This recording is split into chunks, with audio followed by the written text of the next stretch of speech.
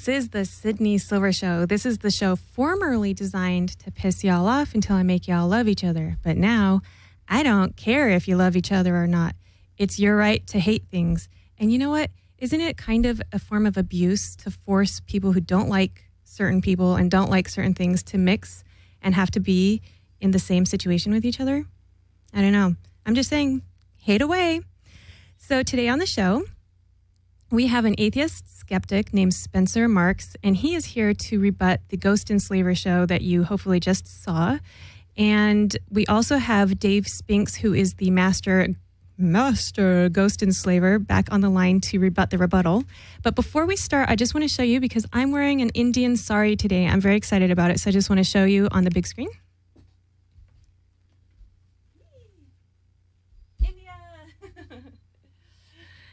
And not only that, but I'm wearing my yin-yang hands. So I am what I call the dots. Here's my white dot, and here's my black dot.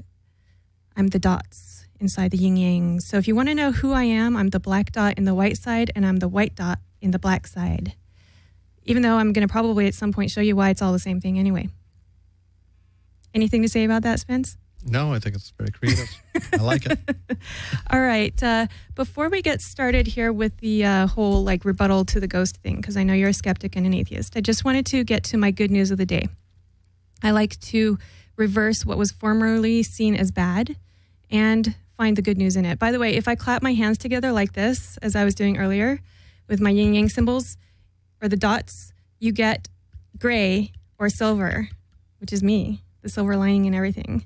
All right, so I'm just going to read this to you because the good news is a little bit complicated today. My good news is why the apocalypse is the good news. Does anyone is Dave Spinks on the line with us? Dave, are you there? Yes, I am. Awesome. Can you or Spencer think of what any of the good news would be in the apocalypse? If zombies if they're not fast enough to catch you, I guess that's a good thing. Who's they? The zombies, I guess. There's going to be zombies. Awesome. What do you think, Dave? I don't know how any good could come out of that. Okay, well, I'm going to explain to you, okay? The good news is the apocalypse, because the Greek meaning of the word apocalypse is disclosure of knowledge, lifting of the veil, or revelation. So there's no really need to be afraid of the apocalypse, because it's basically the lifting of the veil of unknowledge. Does that make sense? Yeah, Gotcha. Yeah. Even if it was like a zombie apocalypse, though, we wouldn't need to be afraid of anything anyway, because if eternity is real, we're going to go on and things will be fine, right? Absolutely. No, my question is actually, since you're a skeptic, do you believe in eternity? You have to define the word. I mean, eternity, if you look at, if you're talking about scientifically, is the universe going to last forever? It will, as far as we know, going to end in a very cold, dark universe because all the galaxies are flying away from each other, and over time the stars will cool and, go away. But there'll still be something in eternity. But so was that a yes or a no? Well, I mean, if you're asking scientifically, eternity, yes, exists. If you're asking, are we going to live forever? I think that answer is no. Okay, and Dave, I don't know your religion. You seem very open-minded to me. I believe you may be Christian, but I'm not sure. Do you believe in eternity? Like just as a thing, that eternity could exist? In a broad aspect, I do. You do? Okay. Yeah. Also, to continue really quickly with the apocalypse thing, I just wanted to say that in the New Testament, which who knows what people think about the Bible, but in the New Testament, the revelation that John receives is the knowledge of the victory of good over evil. So if you believe in good and evil, there's nothing to fear, because what the apocalypse means is a disclosure of knowledge and new understandings that will be about the end of what we call evil. So I don't know if this is going to be due to new ways of living, new technology, new advances, or whatever it is, but I'm doing my part for the apocalypse by bringing about the good news, and also with an upcoming sermon I have about good and evil. So that's that. Okay. What do you guys think about that? Any comments or anything you want to do to rebut me on that? Well, I think we need to define exactly what the apocalypse is instead of those terms. In other words, well, that's the definition of it in the dictionary. Right, but I'm just saying, does that mean that all humans die? Does that what happens during the apocalypse? Well, okay. There's some people that would say all humans dying would be a good thing. Right. I know a lot of vegans that would like that. Well, they'd be part of that, I'm sure. I think they qualify as human. But okay, the definition of it is a new knowledge, a new understanding that ends evil. It's like a lifting of the veil of, ignorance, basically. Right. I don't know if that's heaven or not, because I think sometimes knowing too much can actually be very painful. But anyways, okay. I'm glad you guys are on today, because I actually was thinking the other day that we kind of need, more fighting on this show. And I think that one of the best things to do is for people to toughen up is actually to brave going through insults to yourself. I actually wanted to put myself through an insult camp recently where I just let people insult me all day long and I learned how to deal with it. So, thank you to both of you for being here. And Spencer, I just wanted to say, you saw the show we did with Dave where he had a ghost investigation. Right. And I just want to ask, what were your issues with that? Well, a couple things. I think people need to know as well that I belong to actually the world's largest ghost or paranormal investigations group, but we investigate things from a rational scientific standpoint. And the group is called the Independent Investigations Group here in Los Angeles. We actually have chapters kind of around the U.S. and Canada. Well, what you call rational? Well, it is. It's rational because we don't. For instance, one of my issues with what Dave did, for instance, is they go in and they turn the lights off. And why do ghosts only operate in the dark? And that's one question I sort of have. Okay. If it's really just a matter of turning on the lights and getting rid of the ghosts, then why don't we just keep the lights on and you won't have any ghost problem? So that's one of the first problems. The second thing is I'm not really sure what this machine was that Dave was using. Apparently, the REM pod. Yeah, I've never seen that or heard of it. When it seems like, and I don't want to put words in Dave's mouth, but it seems like if he goes in for these investigations, they go in with the assumption that there's a ghost. My group, if they say, somebody calls us and say, we have noises at night, we say, what's making the noises? Is it a rat? Is it plumbing? Is it a house settling? Why does it have to be a ghost automatically? And we don't go in with the assumption we know what's going on. We do it in a rational way. We look for what's making the noise. But before Dave rebuts you, can I say something? Don't you go in there with the assumption that there is no ghost, and isn't that a bias? Only because in over 100 years of very careful scientific testing, nobody's ever actually proven or seen a ghost in a carefully controlled scientific environment. So, or any sort of paranormal activity, by the way. So we don't go in necessarily with the idea that there's no ghost. We simply say, let's look for evidence to see what is making this noise. And if it happens to be a ghost, in theory, we could probably find it.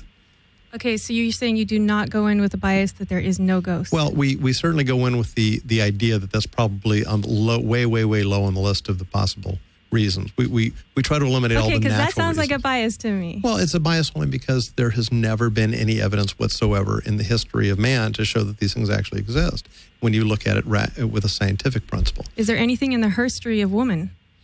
Neither women or men.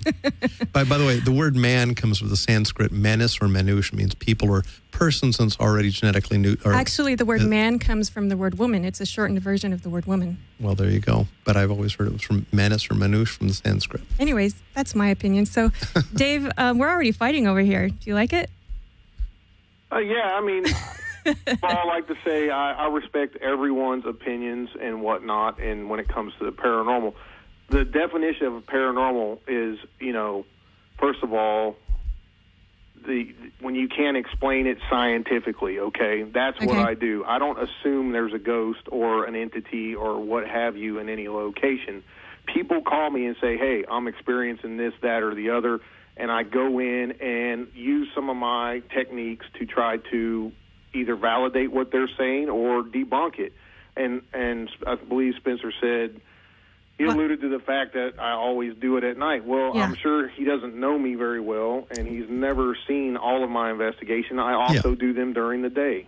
Okay, and I wasn't trying to put words in your mouth, Dave. I just, it just seemed from the one thing that I saw from Sydney's show. Right, okay. So you I just wanted to clear that up. I do stuff during the day as well as night. The reason I do them at night is because some of the cameras I have are infrared and full spectrum in nature and see in aspects the human eye cannot see in. that's why I do them at night, hoping to maybe possibly catch something that the human eye cannot see with the infrared cameras and the full spectrum cameras. That's why I do them at night for the majority of my cases that I work on. Now, Dave, do you also have ultraviolet cameras? Yes, I do. Oh, got to do some UFO hunting with you someday. Yeah, sure. And But what do you have to say about his other things? What were? Well, I know a lot about electronics. That's what sort of my background, and I'm curious about what the REM pod is. I've never seen or heard of this before. Oh yeah, there was something in your investigation, Dave, for the people that didn't see the first part of this show, which you should. There was something called a REM pod, and it looked as if there was something non-physical touching it because you had to touch it to turn the lights on. Right. The REM pod, if you guys don't know, I'll tell you a little bit about it. What it is it's a device that puts off an electromagnetic field around the antenna and around the device itself, and it's based off of a touch principle. If anything breaks that field, then it sets off bells and whistles, lights and audio to let you know something's breaking that field. Okay, so electronically we'd actually call that a Wheatstone bridge. It's a very highly sensitive. Same thing, Spencer. You're absolutely correct. Yeah. So, I used to build Wheatstone bridges from kits when I was a kid, So, I'm very familiar with what they are. And I assumed that was what it was, just looking at it. But, yeah, they're very, very, very sensitive. It's almost like an ultra-sensitive metal detector, like when you go walk along the beach and you move the metal detector along. Okay. So anything that moves, in this case, it doesn't even have to really be metal per se. It can be human skin. It's very sensitive to that sort of electromagnetic variation. So what are you saying? If somebody moves, it will go off? Or electromagnetic waves might activate it from an overhead airplane that keys a microphone. No, what about when he was moving his hand around it and it wasn't going off? It was like I can't remember the name. There used to be, Dave, maybe you know, there used to be an instrument, and a musical instrument, and they based it on this sort of Wheatstone bridge, and they would translate it to weird sort of ethereal sounds. And as you moved your hands around it, you'd literally play this instrument by how close you would get to the instrument without touching it. It would go, wee, woo. I'll let Dave respond because I already said, something. Yeah. Dave, do you have anything to say to that? Do you know the name of I know what he's talking about, but I cannot, for the life of me, think of the name off the top of my head. It's kind of one of those weird names. Right, exactly. Yeah, I know what he's talking about. The reason I use that device, is because, everything's a theory when it comes to paranormal investigating. Not everything can be measured scientifically. I don't care if you're using a flashlight or REM pod, whatever device you're using, okay? So, and that's my view on it, as far as that stuff goes. Well, we agree on that, but can the consciousness be scientifically measured? You have to define anything first. You have to define what you're measuring. Right. Any experiment starts with a conjecture. Like in my brain, my human consciousness, can it be measured scientifically? Again, you have to define what you're saying, your consciousness. Yeah, what does that mean? My awareness of existence. Well, it'd probably be very hard to it would be very, very hard to measure that outside of your own head, of course. But there's an old philosophy that says, I think, therefore I am, So if you're thinking, then for you, that's good enough proof that you are. Maybe I'm not. Well, for me, that's true. Maybe there's no proof of me. Perhaps I never existed here in the first place. But Dave said something very important, and I appreciate the fact, Dave, that you said, you can't really measure certain things scientifically. Well, but that's sort of the crux of the matter, because if something occurs in the natural world, you should be able to measure it scientifically. And if it's supernatural, that word means outside of nature. It means above nature, supernatural. And if something is truly supernatural, if it's outside of nature, how could we possibly see it or measure it or experience it in any way using a natural field like science? Dude, I'm just waiting for a big lightning bolt to come down and smack you right now. I think we're inside a well-protected building. So, okay. Sorry. Was there something there for Dave to rebut to? Well, no. I just had to tease you. I'm saying that basically what he's saying, in that you can't measure certain things, but if you can't, then it's outside the natural world. So what is even the discussion? If you can't measure it or really investigate it. It is true that there are things that exist just because we don't know it exists and we can't measure it yet. Like what?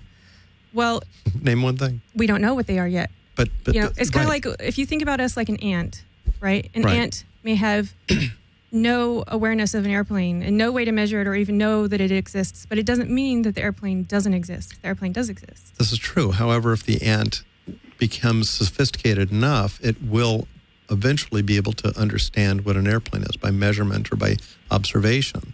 But the thing is, if you cannot measure these forces... So you're saying that nothing can exist? No, I'm not saying nothing can exist. I'm saying there's not even worth a discussion. If it's something that's literally not measurable, then what are we talking about? What's not measurable yet, because we might be like the ant. That's all I'm saying. Well, that's true, but that's just a matter of then better my processes. question is that REM pod is.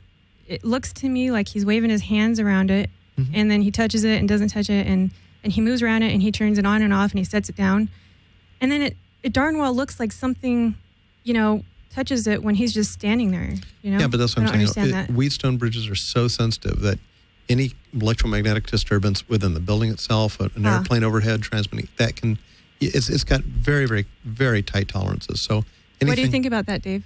Well, that particular device, it's similar to what he's talking about, but it's not the exact same thing. It's built on different tolerances, and I show that by how it works in the videos that I do, by moving my hand back and forth around it and everything. Now, he is correct. Like, I have done tests with those particular devices, and I will key up a handheld radio, okay, and it will go off, but not all the time. Sometimes it will, sometimes it won't. But okay. In that particular home on that instance, there was no devices of that sort being utilized to set that device off. Did you showed in the video that you couldn't sense any electromagnetic fields in the air? I think I saw that in the video. Didn't you do that? Well, yeah, I always use another device called a millimeter. It's a very sensitive device that does measure EMF in a particular area around the device. It's a handheld and you carry it around. Okay. Sometimes it matches up with the devices you're using. Sometimes it doesn't. But that, it's all baby steps, guys. I mean, that's what we're doing. We're like, to give an analogy, like you just said, we're the ants trying to figure out what happens after we die. If there's other entities, if there's actual, spirits out there with what people are seeing. I mean, there's just a whole. You could go on for weeks about this topic. Okay, really quickly before we get off the REM pod, because I want to get off the REM pod. Okay. A question for Spencer. If he could show you a video where the REM pod was going off and nobody was moving and there was another instrument showing there was no electromagnetic fields, would you believe in it more or not? First of all, how do we know that a ghost has any sort of electromagnetic signature at all? I mean, why? No, not the ghost. No, but the REM pod, because you said the REM pod is set off by electromagnetic fields. If he had something that showed there was no electromagnetic field and nobody was moving, would you believe then that it might be something more supernatural or not? Not necessarily. We'd have to have both of those devices inside something called a Faraday cage, which is completely electrically neutral or radio wave neutral. In other words, it sucks out all the radio waves from the outside, so there's no interference. Okay. And so if this thing was created, or this test was done inside of a Faraday cage, it certainly would be more meaningful to me. But radio waves and electromagnetic waves are really a strange thing. He might have one instrument that simply isn't fine enough, finely tuned enough for that particular spectrum, because the electromagnetic spectrum is huge. And if you took the entire spectrum and laid it out in bits from Los Angeles to Anchorage, Alaska. So you're saying we can't even trust our own instruments? No, I'm not saying that. I'm saying you have to know what you're even looking for. You have to define what specific wavelength you're looking for. You have to define all kinds of things. And again, so if it was done in a Faraday cage, then you might start believing again, it was something more paranormal? I would go there last, because I'd have to believe then that because you're biased. No, because yeah, you are biased. Well, they may be biased on the supernatural side, but I'm in the middle here, you guys. Okay, you are biased on the skeptic side. Well, and of course, yeah. I'm right in the middle between both of you. Like, okay, one of the reasons, I feel like I've gone through paranormal experiences. Yet again, on the skeptic side, I hate the whole, that thing about The Secret, where people think you can just manifest things with your mind. It's like, which is absolutely silly. Really? If that was true, then how come we don't have a big blue monster out there with big green dots on it? Because we all saw that one movie called Monsters, Inc. And we would have all manifested him. Why aren't right now, we all he exists, wealthy and happy? Exactly. Why aren't I rich right now? So I'm also on the skeptic side, but I'm also on the paranormal side. So I'm just going to tell both you guys as what I think is that, I see bias on both sides. It's almost like it would be impossible to prove to you anything, because even if something was in a Faraday cage, then you'd start saying, well, the instruments malfunctioned. No, I would not. See, that you're trying to assume that I would say one thing or another. I will believe in anything you want me to believe in. Just show me evidence or proof. That's all I ask.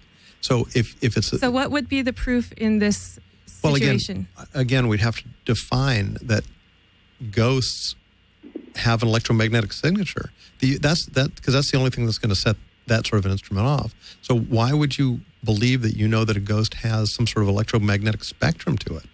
Where is that defined? I mean, where does it say that anywhere? I think that comes from the idea that our thoughts are based on electro impulses, maybe. Can I chime in on that? Sure, go right ahead, Dave. A lot of the reason that people believe, and the theory is that with the EMF, the whole EMF thing in spirits, because numerous studies have been done from people who report paranormal activity that when folks go in to investigate, they've measured high EMF fields in that home, that general area, or what have you. Okay, so that's where they get that from, that theory of high EMF and whatnot. Well, like I say, I mean, and I want to be really specifically clear about this. I'm not a person that says I don't believe in anything. I say I will believe in anything. Just show me evidence, and that's all I ask for. Because it would be. Let's put it this way: if you were suddenly arrested and found yourself on trial for murder, would you rather have the jury that says, we'd really like to see the evidence of this, maybe blood evidence, fingerprints, shoe prints, murder weapon, or would you like to have a jury that says, we're going to have a fancy device that has, shows electromagnetic signals, and we're going to ask it if you're guilty or not, and let the device to tell us, because somehow there's some magic in the air or some kind of... Well, which would you rather have? If you're a real skeptic... Yeah. That's a whole different scenario, though, in my view, Spencer. Well, I mean, but it's an extreme view, of course, and I'm not suggesting that proves the whole thing or disproves it, but I'm just saying... My question is, if you're a real skeptic, shouldn't you even be skeptical of your skepticism? Yes, absolutely. You need to be... You always need to be self-reflective and see if you are being biased in one way or another, because... biases are a very, very critical thing. And no offense, Dave, but some of these things I watched in the video, that it seemed like there was a lot of confirmation bias and a lot of... Well, how do you explain a flashlight turning on and off? Can we actually play that video really fast? We have a little clip of the flashlight turning on and off. Did you see that? I did. You did? Okay. The flashlight just came on, Cindy. With grab. Right when I said that we have all kinds of devices. With grab. Mm-hmm. Okay, turn that flashlight back off, please. Show us you're really communicating with us. Turn it back off. Fear. Thank you. Flashlight's on. Mm-hmm. Did. Oh, you did that? Yeah. Flashlight's on again, guys. We didn't ask you to turn the flashlight on. Turn it off. All the way. Born. Okay, so this flashlight was a regular flashlight straight from a regular store. It just turns itself on and off. How do you explain that, Spencer?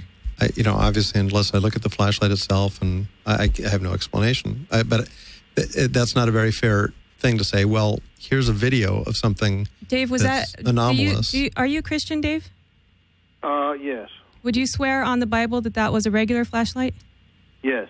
Well, and that's fine. I'm not suggesting Dave set something up to... I can fill in something that Spencer is wondering about. I can tell you that right now. Okay.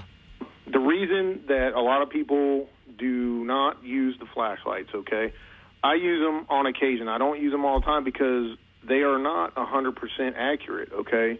There is a spring loaded... When you twist the flashlight, you have it to where it's in between being on and off, okay? And there's a spring device in those particular type of flashlights. And so when this there's type a way twists to on, trick the flashlight. Right, the arc can jump and set the flashlight on. But what I look for when I do that, when I do use the flashlight, is I try to get an interaction going, okay? When there's no such thing as so many coincidences. When I say turn it on and it turns it on automatically right then and there, and I'd say turn it off and it turns it off, that's what I look for. I'm not saying it's definitely a spirit making that happen. Okay, so the flashlight was kind of tricked out to turn on and off? No, they're not tricked out. It's a standard flashlight. You can go buy one right now, and you can... It's just what happens is when you twist the base or the head, you bring a spring closer or farther from the contact point of the battery. And so he's saying he's balancing that right on that ragged edge. And you don't, it's just one of those things that you utilize when you're... it's like another... different devices, and you compile it all together to say, hey, there could be something paranormal in this general area. But Dave, why don't you use a flashlight that has a positive switch, like... I have. I've used many different types. And if you use a flashlight switch on, switch off, and you've had positive results there? With the... Okay, for instance, the ones that have the slide switch that are on the side and they go back and forth. Sure, like the old mag lights? Right. I've never had one of those go off, but I have had a push button one on the back go off before. Well, I mean, obviously that would be a very interesting result. I'd love to see something like that. Okay, well, you guys, you believe in atheism. That's your belief. That's not exactly the right way to say it. That is the right way to say it. No, you I don't believe in atheism. Everything is a belief because we don't know what we're doing here. Nobody knows for some sure. Things are a lack of belief. So everything here is a theory. Everything here is a theory, even atheism. Okay, but atheism is a lack of belief of something. It's not a belief. Which is a belief, a lack of a belief. It's still a way that you're believing. That's true. It's still something that you're thinking. Okay. Right? Okay, so you believe in atheism. He believes in Christianity. I just had something to kind of poke at Dave a little bit. Dave, let's just say... clearing aside the argument, was there a ghost, was there not a ghost? Okay. Your ghost or potential ghost said to you that it was, you said, where are you from or who brought you here or something like that, and it says God. Do you remember that? Well, and I think it was Cindy says, no, that's not true. And I was thinking in my head, but if God created everything and God is everything, then God created demons, ghosts, Lucifer, like everything. So actually it was telling you the truth. And I was wondering, why did you deny the ghost that? Well, that wasn't me that denied that. Oh, okay. That was Cindy? Yeah. But the thing is, it's like you said, it's all on what your belief system's based off of, you know? I'm kind of on the fence with everything. That's why I do what I do, because of the experience I told you I had with my grandfather. Yeah, I want to hear about that. What happened? You said you saw your grandfather. Answers ever since. So tell me exactly what happened when you saw your grandfather. You said that you had, as I recall, just briefly, his grandfather had died and he didn't know it, and he was in bed one night. I might be getting this wrong, Dave. His maternal grandfather. I was at my dad's house, and I'm talking about my mother's dad here. Okay. They lived 30 miles apart. My grandfather was a World War II vet, very sick man, had all kind of health problems. I was at my dad's. I woke up, and standing at the edge of my bed was my mom's dad. And I'm thinking, what are you doing here? Why are you here? He didn't say anything. And he was a solid form. I mean, you couldn't see through him like the typical ghost story, okay? Uh-huh. How was he dressed? He kind of smiled, and I did that double take thing, and he was gone. And I'm like, did I just see that? How was he dressed? Was he dressed like he normally does or differently? He was just dressed in his normal clothes, And he didn't I didn't recall say anything? that because I don't really remember what he was wearing, per se, but I saw his face, Okay. I was concentrating on his face. Let me guess. I'm going to do some psychicness right now. Let me guess what Spencer's going to say about that. Spencer's going to say you had a brain fart and just something happened with your brain. Right, Spencer? No. No? Dave, you said this is just as you were waking up or just as you were going to sleep, something like that? I was in a dead sleep, and I woke up and sat straight up in the bed, and there he was. Why did you sit up like that? You felt like someone was there? Yeah, I don't know. I just woke up and sat up like out of the blue, and there he was, There's a very, very, very well understood phenomenon. One is called a hypnagogic experience, and one is called a hypnopompic experience. And I always sort of forget which one is which, but one is kind of as you're going to sleep, and one is as you're waking. But it's basically the same thing. Mm-hmm. Your body does a lot of, and I'm not suggesting this is what happened to you, but I'm saying, anytime we hear about these experiences that happen just as you wake and just as you're going to sleep, and down through the ages, I mean, it depended on what culture had which sort of demons popular at the time. People would report it was either witches or, aliens or Bigfoot or whatever, but people will see these entities in the middle of their bedrooms and very clearly, and they're very clear on that. And that's why, but it's very well understood. And like I say, I don't know that for a fact it was, but that's why I was asking you whether it was waking up. I want to say something that happened that you could probably call a coincidence. In my psychic vision, I think you're going to say it's a coincidence. I was, one time I couldn't sleep. I hadn't been to sleep or anything, and just all night until about 4 a.m. I was freaking out inside. I was sweating because I had this feeling that, one of my grandparents was going to die. I didn't know if it was my grandmother or my grandfather, but I just flipped out. Finally, at 4 a.m., I got up and I called my stepmother and I said, you need somebody, one of your parents is going to die. I don't know. You've got to go out there. I just feel like you have to go out there now. And they're going to die in about 2 weeks' time. And she started crying and she said, I've been having the same feeling, but I got to finish up this jewelry project. I'm working on it right now. And so we hung up the phone. The next morning I called her and I said, oh, I'm so sorry. I feel so stupid. That was dumb. It was 4 a.m. I must have been having some kind of, I was just a nightmare or something. Well, 2 weeks later, she said, okay, well, I have to stay here anyway for the jewelry project. 2 weeks later, my grandfather died.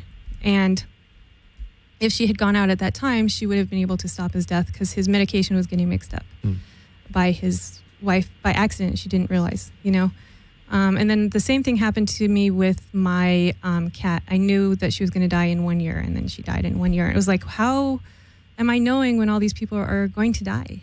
Right. Well, it could be a coincidence. Well, we actually, in our monthly meeting at the Independent Investigations Group, we actually we have this sort of segment we do for about 15 minutes called a brain warm-up, and we talk about interesting things like that. And I think it was our last meeting, we went around the room and we said, okay, everybody's had these sort of one-off weird things, including us, the skeptics. Mine aren't one-off, though, but But I mean, the point is, you can't replicate them on command, is what I'm saying. So okay, to that degree, they're one-offs. But and we kind of went around the room, and I have a story like that, too, kind of a weird story, because I was at a client's house. Like I say, I do electronic work, and I was at a client's house, and it was this huge mansion here in Los Angeles in the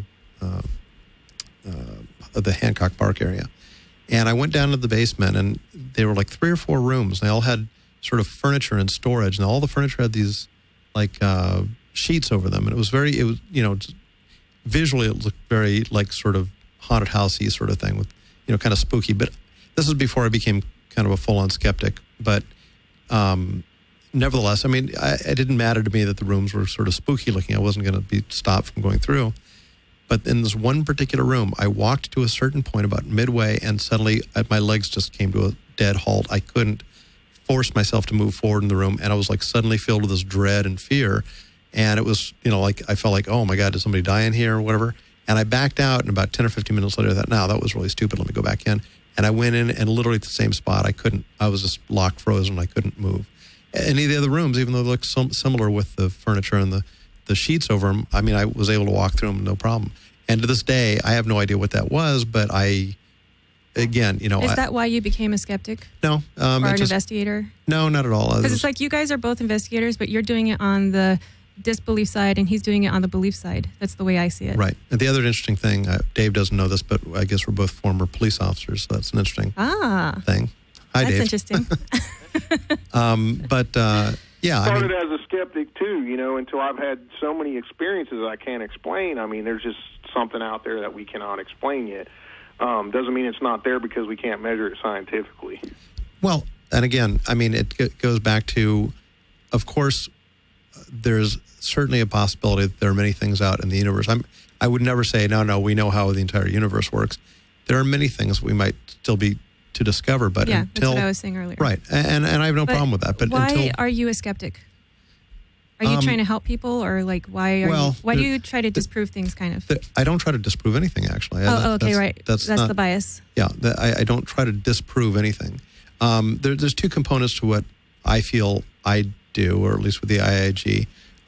There are charlatans out there. There are people that will actually take a lot of money from you and claim that they're going to, cleanse you of spirits. Well, number one, we do want to fight against the charlatans. I imagine Dave is on that same page because, hopefully exactly. I don't take a penny from anyone. It's all on my own dime. Right. So, I mean, that okay, that's interesting. Yeah, and I find that very commendable, Dave. So, but the point is, there are many, many people that will, like, the psychics or whatever, that say, "Oh no, I see a dark cloud so around you." It's an ethical thing. Exactly. $4,000 or $5,000, I'll clear that bad spirit from you. My question on the ethics side is, because I understand that, I personally agree with that.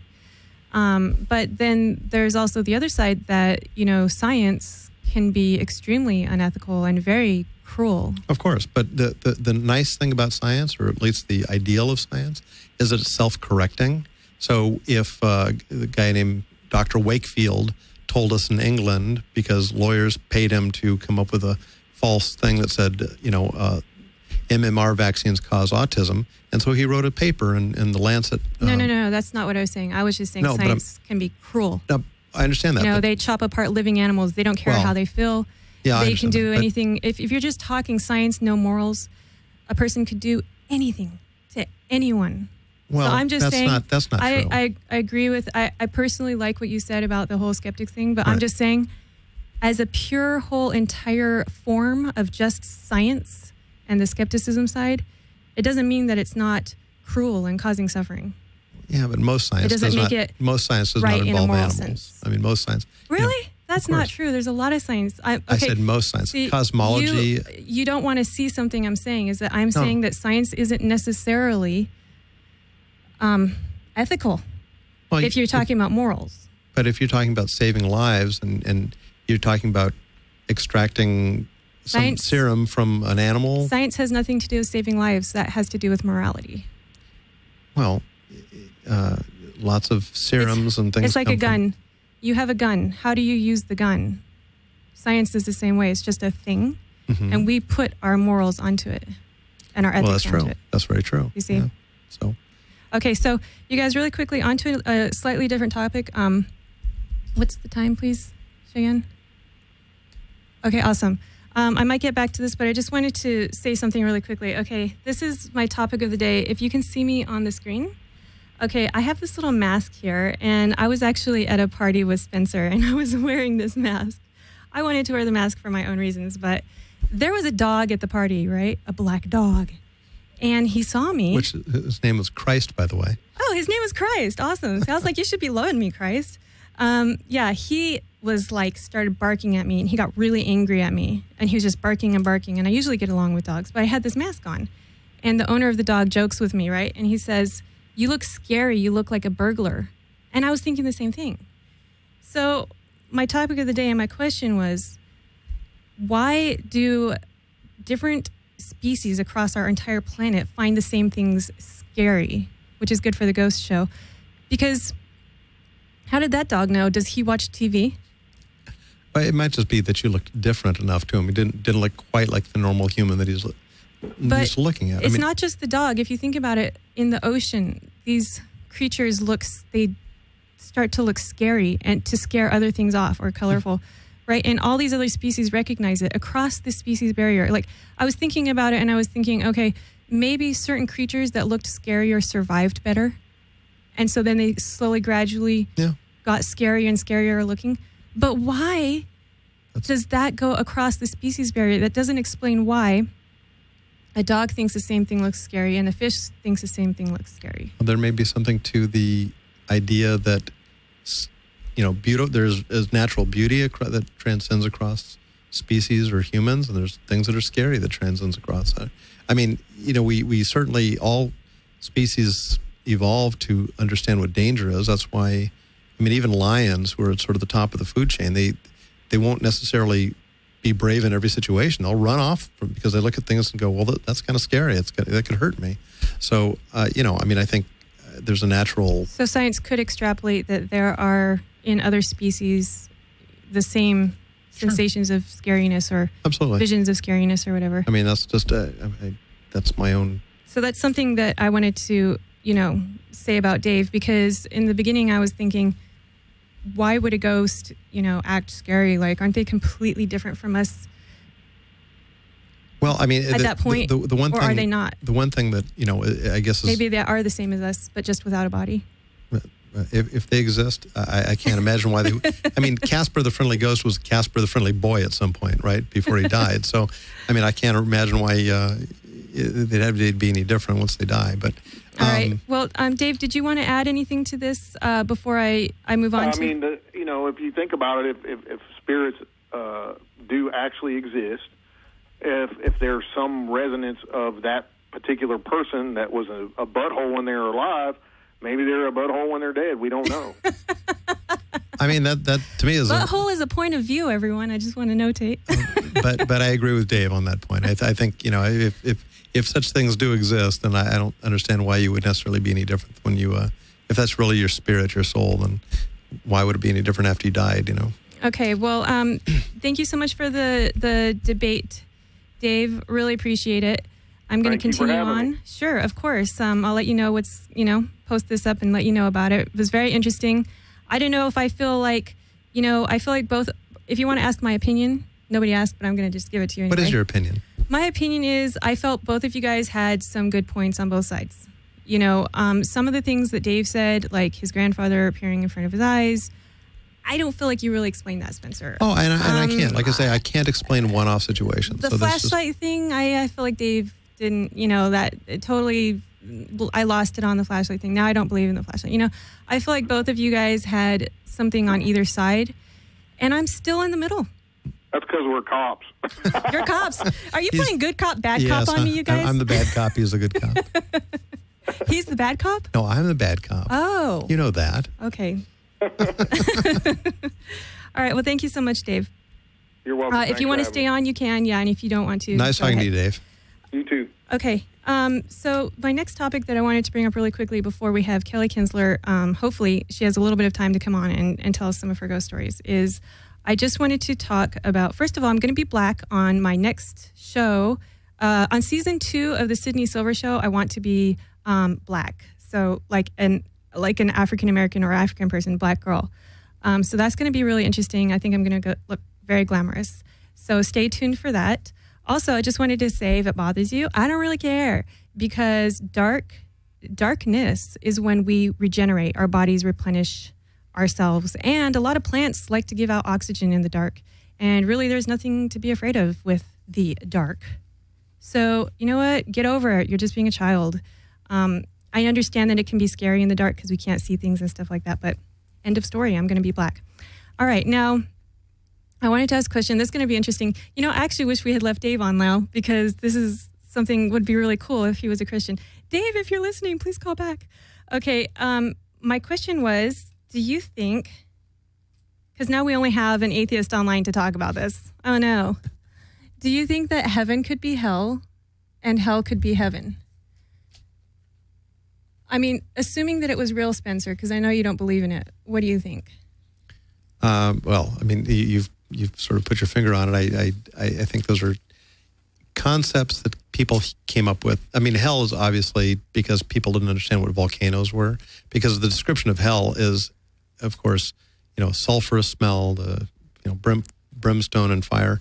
People didn't understand what volcanoes were, so of course they started this concept that when you die, this is where you go, down below this thing. Okay, because actually a lot of slaves and subjugate guys, their concept of hell is a cushy pillow with a subjugate woman serving them.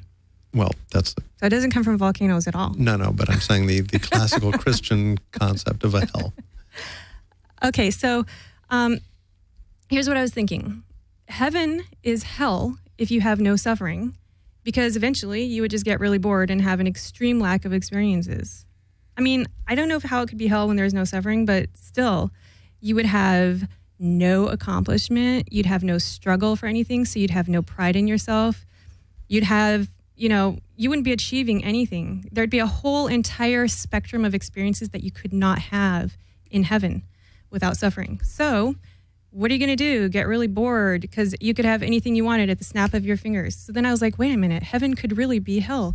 And especially if, your point of view that heaven is hell, maybe you don't like harps. maybe you don't like cushions, like I was saying, the BDSM guys, right? You know, I went to Catholic school for 3 years. I want to live in a cage and be treated like a dog, okay? Yeah, exactly. That's what they're saying. Okay, go ahead. With the right person, I'm sure. Yeah. Yeah. But I mean, I went to Catholic school, and this is something, obviously, that I was very inquisitive, and I asked the preacher that was giving the brother, I guess, giving the religion class. I said, well, you know, what actually do you experience in hell? And he actually said something that surprised me. He said, oh, you know, hell is actually all the nice things you'd ever want in your life. And I'm like, really? I thought it was like fire and all that. No. It's you know, you'd be very comfortable there and you'd live there. And I thought, wow, what a strange thing. But his point was heaven is so much more, is better somehow. Like, well, I mean, that goes on. Okay, so if hell, I was thinking hell could be heaven, because I said on another show, you know, we could be living successively harder lives if reincarnation is real, so that we can, or even just in this life, so that we can learn how to deal with suffering. Once you can learn how to deal with suffering and accept it, you start entering heaven because nothing's bothering you anymore, but you still have the full spectrum of experiences that are here. So I was thinking, you know, hell could be heaven when you learn to accept and deal with suffering, because then you have all the experiences that you could have, such as accomplishment, pride, endings and beginnings, achievement, even suffering, all those things that you couldn't have in heaven. And then I was thinking, wait a minute. This could be heaven, and it could also be hell. It could be an extension. I mean, talking to the religious people right now, because I know you're rolling your eyes in the back of your head. But anyways, I was thinking that, you know, in something like hell, the only difference might be that we had forgotten that God exists, or we didn't think that it did, or we didn't know how to deal with the suffering. So that was my thought of the day, is that it's quite possible, if you are religious, that heaven is hell and hell is heaven. Did that make any sense? Or am I like going off my rocker with trying to explain this? you know, if those places do exist, then certainly there's a lot of problems with the Christian concept of them. So, well, what certain people call Christian, because I'm a Christian in one part of my being. I'm also agnostic, and I'm a lot of other things. I'm also an atheist. But my Christian side says this stuff, whereas other Christians don't. Right. You know, and I go ahead with the whole thing that Jesus is Lucifer, because that's what he says he is in the Bible. And a lot of people don't like that call themselves Christians. So when you say the word Christian, all I can hear is what gets called Christian, right, or what a lot of people call Christian. There's so many variations on Christianity. Okay. We have someone on the phone, Kelly Kinsler. Kelly, we only have a few minutes left. I am so sorry, my dear. I wanted to have more time with you. We do have a skeptic in the studio, so don't be frightened. Okay. Oh, I'm not. I've been listening to him. Okay. Can you just give us your best ghost story? We have about 10 minutes.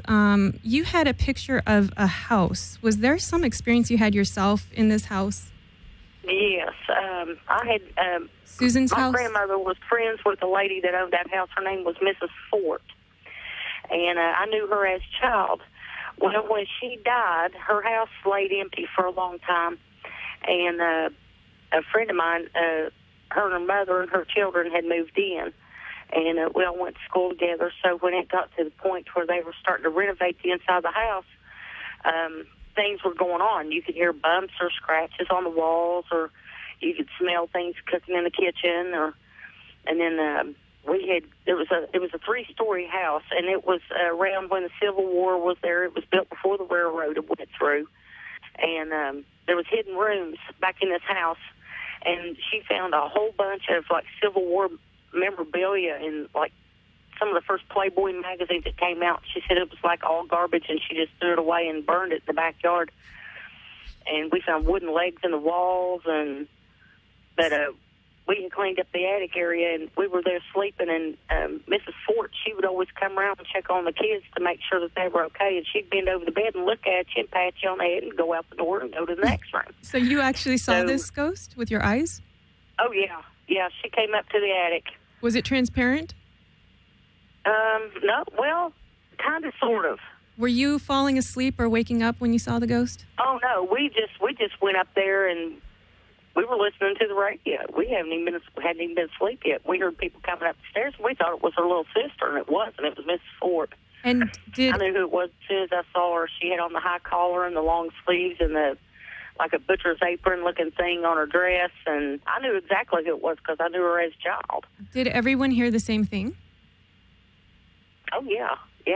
Every night, even if I wasn't there, Susan would always tell me that, well, Mrs. Fort, come and put me to bed again tonight, and we'd just all laugh about it. But that street there that we lived on had a lot of tragedy on it, and I think that area held on to it for a long time. And Spencer, you're thinking? I mean, I hear these sort of interesting stories all the time, and I would love to go there and experience this myself. We hear these stories, but anytime somebody actually tries to then go there and investigate that sort of thing, then suddenly they don't show up. So, right. Well, it happened a lot more during the renovations when stuff was going on. Well, it sounds like a fascinating house. After the renovation stopped, I'm not sure if the new people live there are experiencing anything. Their name is First, and then they're the next. That'd be the fourth owner of that house since it had been built. So okay, one time I don't know if they're experiencing anything or not. One time, everyone in my house, my guests at my house, and I were hearing things on our roof. One sounded like a little boy bouncing a ball. One sounded like a woman's footsteps. We could hear her high heels and her trousers. We could hear a man with no shoes on. I thought it was an alien the first time I heard it. I was really scared. Oh, yeah. Well, I was like, what is walking on my roof with no shoes on? And then I wrote about it. Excuse me. I wrote about it in the newspaper, and when I had an article I was writing there, the second I wrote about it and it was published, those freaking things didn't show up again. I was so upset because I actually knew a skeptic in your group, and I was going to invite him over to do the investigation. Would that be Mark, by any chance? Yeah. And it didn't happen. Yeah. Because suddenly they were just no longer there. Well, I mean, as a police officer, we would occasionally get calls where people assumed they were just burglars or something. And we'd get there and we'd see the family of raccoons on the roof or possums, and that was really common. Yeah, that's pretty much what Mark said, but I'm telling you, these were not possums. And I've had strange... They can get like 30 pounds. They're pretty big animals sometimes. Everybody in my house heard the same things, and it was like not raccoons, because I could clearly hear high heels click, click, shh, click, click, shh, click, click, shh. And you didn't want to go out and look up on the roof? We did. Also get up to 80 pounds. Right. But I thought, at first I thought, I know what a raccoon is. At first I thought, like, okay, it's like reflection from somewhere else going up on the roof. But one of the things that denies that is the fact that, it's over now. There are no more reflections going up there. Secondly, it seemed to start getting targeted towards us, which was really odd. But anyways, sorry, there's something wrong with the sound. Is everything still okay? Hello? I'm hearing an echo.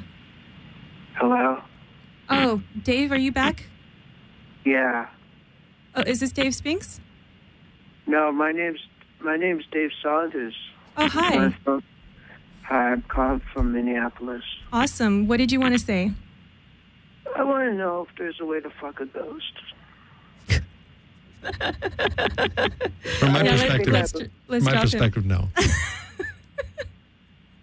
I'm sorry, we had to let Dave go. He was talking about obscenities on the show, but I'm actually kind of interested in answering that question. I actually think there may be, it depends on you believe in succubuses and all that kind of thing, like ghosts that can, materialize themselves. I heard somebody who said they felt that they got tapped on the shoulder once by a ghost.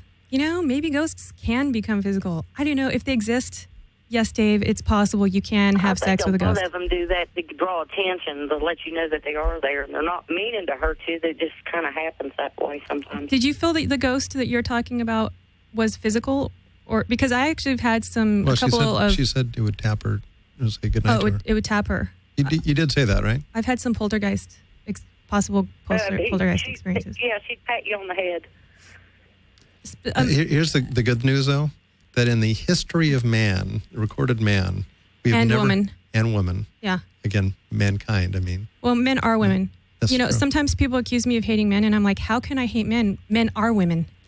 That's true. We all started as females. We all start out as females in the womb. So I don't even know why people differentiate. At any rate, in the history of mankind. Humankind. Personkind. Yeah. We've never had, that I know of, any homicide that was attributed to ghosts. Nobody ever said the cause of death, ghost. It's never happened. The FBI does not have that. As a police officer, I investigated a couple hundred homicides. I never saw one that was, ghost related. And as far as I know, there's never been a... There are unsolved mysteries, though. That's true, but nobody's ever said, gosh darn it, this is a ghost-related homicide. And so I think we should all take heart in the knowledge. Well, that's good for Dave from can't... Minneapolis, because Exactly. now he can have sex with a ghost and he's not going to be killed by the ghost. Exactly. That was quite a quirky call. I actually really liked it. So I have had what I feel are poltergeist experiences, okay? I walked into a house one time. I was a teenager, and it was a girl named Dolores. I'll never forget. All the freaking doors and cupboards in the kitchen started opening and closing, and things were rattling, and I was like, oh my gosh. And she just turned to me with tears in her eyes, and she's like, there's something in here. We have to get out of here. She hated her house. That was the first poltergeist experience I ever had, possible poltergeist experience. And from then on, I've had one other one that could possibly be a poltergeist experience when I was cleaning houses in a retirement village in Connecticut. That was my job. I worked with my mom in the summers, and I cleaned houses. So I still can't really explain it in my mind. Again, I'm on the fence. Kelly, did you have any other ghost stories you wanted to tell us really quickly? Like a really juicy one? Who, me? Yeah. Oh, okay.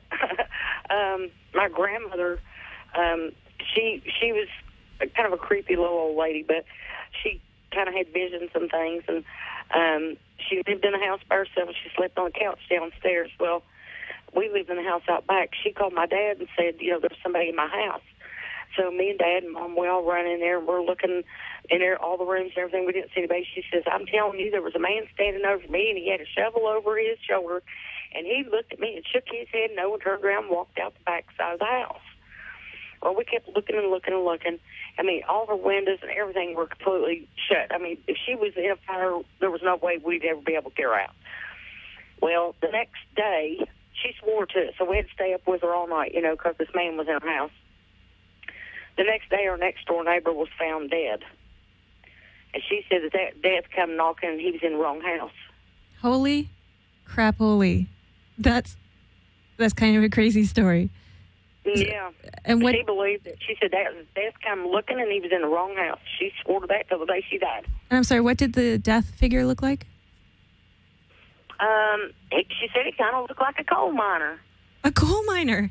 Okay. With a hat on and a shovel over his shoulder, and bib overalls and work boots. Maybe it wasn't death. If it was a ghost, maybe he just scared the other person. Well, whoever it was, they had a heart attack. Neighbor. It was what? I said, whoever it was, it took the neighbor. Wow, that's craziness. Okay.